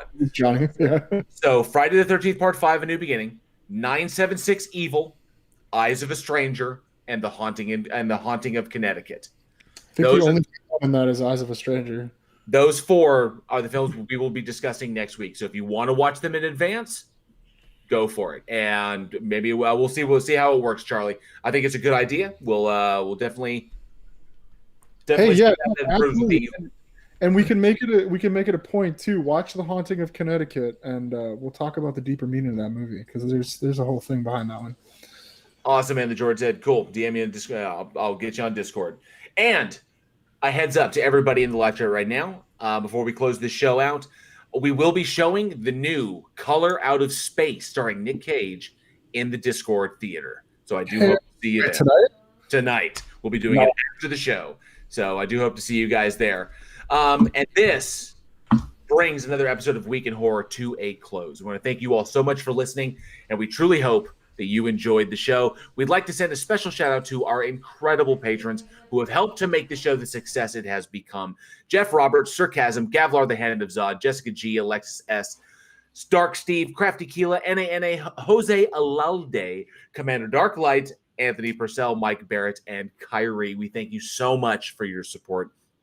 Visit us at weekinhorror.net, where you can find links to all of our episodes, our bios, our merch store at Teespring, and of course, enter your email for a permanent entry to win a mystery horror shirt every month, courtesy of $6shirts.com. For more horror entertainment, be sure to check us out on Facebook, Twitter, and Instagram. Followers get our daily splatter, a bit of horror information every single day right to your feed. You never know what you may discover. We really hope that you enjoyed this new live format, and we'd love to get your feedback. Alex is very lonely, so definitely shoot him emails telling him not to be lonely. Subscribe to our channel. Smash that fucking bell like a zombie head for all the latest coming down the pipe. And lastly, if you truly love what we do here, and you would like and are able to support our production, you can through our PayPal and our Patreon. We have all the cool kids are doing it. You see them in the live chat. We have patron tiers as low as $1 a month. For higher tiers, we've got bonus and exclusive content and horror films for our masterminds every single month. Links to everything, including our Discord community, where you can find film recommendations, trailers, trivia games, and even interact with us directly, will all be in the description. But we do know that times are tight. These has been a trying set of circumstances that we are living under. As always, simply liking and sharing the show to your local horror community is the best way to help us continue to grow. And we love you for all the support you've given us. We appreciate each and every one of you for your continued listenership. We hope to see you next week. I'm JL. I'm Johnny O. I'm Alex. We will see all of you next week. And as always, stay scared.